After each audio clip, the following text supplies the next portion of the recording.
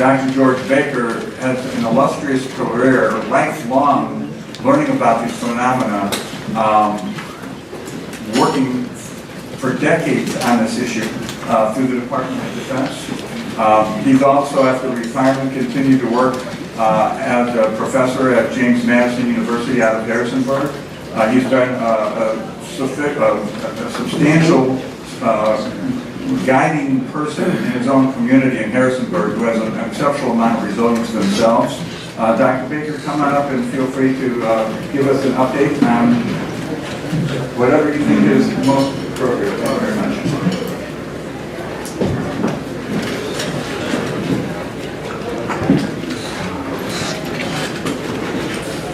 So,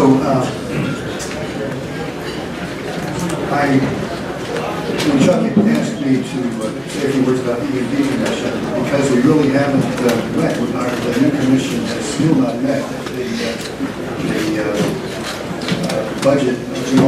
We only recently realized the budget, and I just got an email where I still have to sign a bunch of papers, non-disclosure papers, in order to be on the staff. I'll be on the staff. So I thought it might be better for me to review the findings of the last stage of the EMP Commission in 2002. The Commission met from 2002 to 2008 and made a number of recommendations, and I just thought that might be instructive to review what the original recommendations are and maybe assess the progress or lack thereof in the last 8 years since the Commission closed its doors. So we have the next chart. Is that okay? So this is the original EMP Commission. Bill Graham is the chair, and the same members are still alive and are going to be asked to be part and have agreed to be part of the new iteration here. Their conclusions, the three big bullets, are that the EMP is one of a few potentially catastrophic threats to the United States. The end of the world as we know it, what's the acronym? TWACI, the end of the world as we know it, that's correct.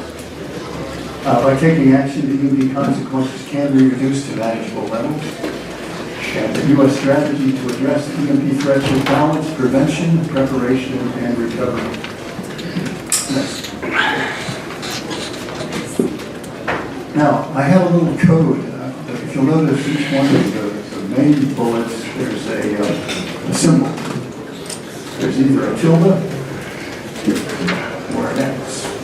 And anybody want to care to guess what those mean? A little bit and nothing.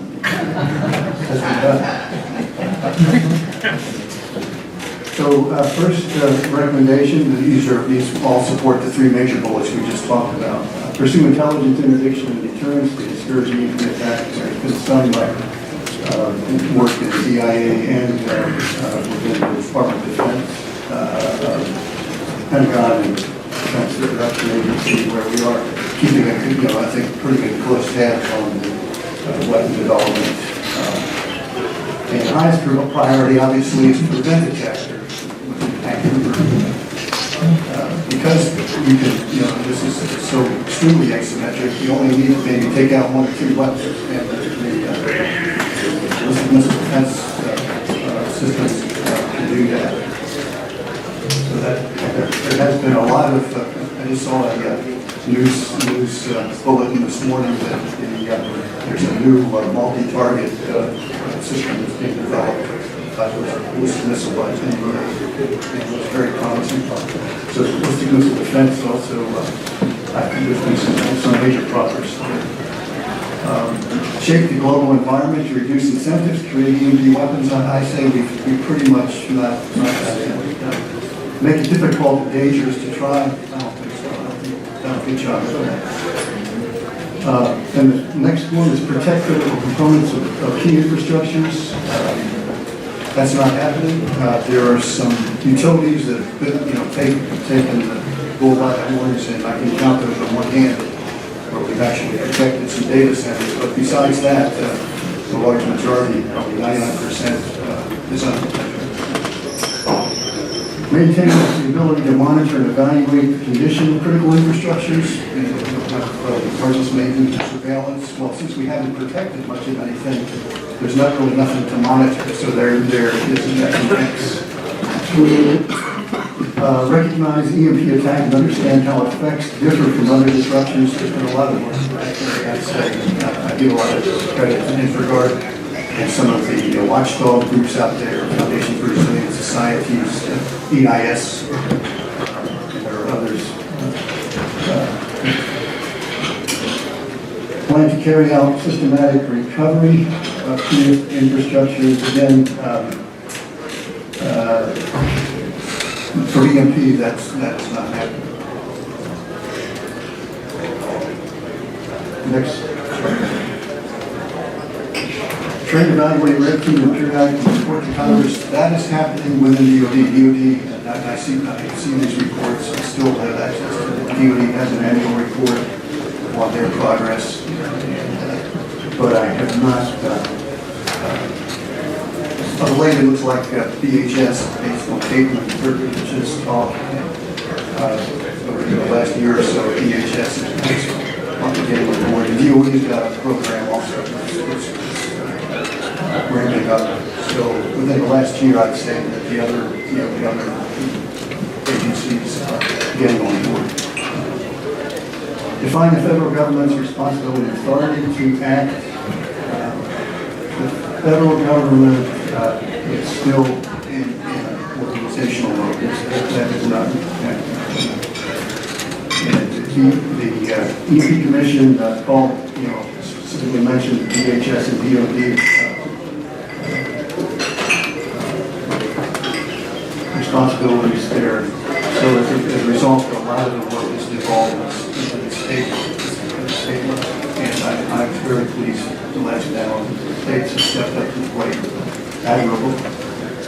Recognize opportunities for shared benefits. You protect against EMP, you get good benefits. That hasn't happened.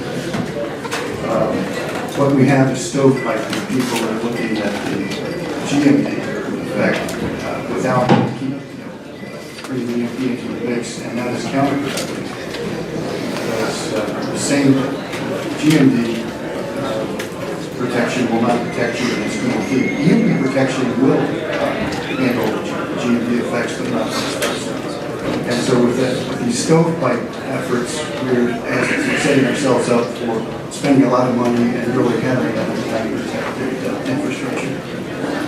We need to look at these things as in a collective sense, as multi-hazardous. It's not happening. Conduct research to better understand infrastructure system effects. Yeah, that's happening. There is some work at Idaho National Labs. The Department of Defense has a lot of research work ongoing. And now it looks like DHS maybe doing some research. But there's a lot to be done. And then finally, one last chart. I have the next chart. The Homeland Security Council was asked to prioritize the government society-wide efforts to counter the threats. I'm not aware that that's happened. And if that's happened, I have seen nothing in the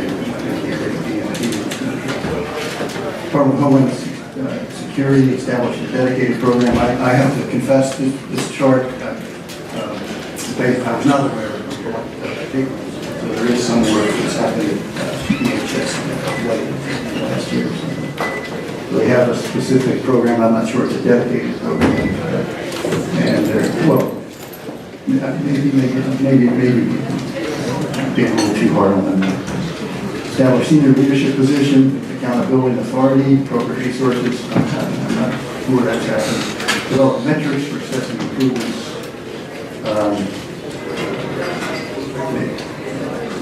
Hopefully that last X show up, at least like some light breaking. Finally, next chart. So the progress has been slow. With respect to the EMP Commission recommendations, there's been some minor progress. There's much more to be accomplished. There are a lot of impediments that exist. There's prevalent misconceptions, misrepresentation of the effects. This idea of the EMP effect as being unbounded, I don't understand that term.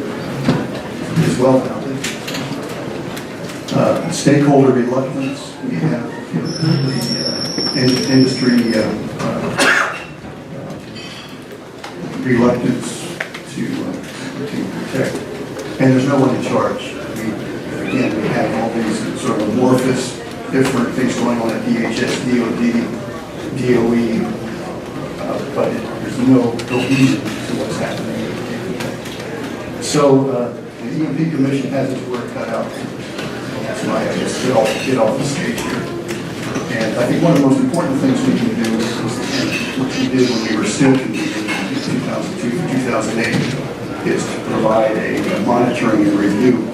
It's amazing when agencies know somebody's watching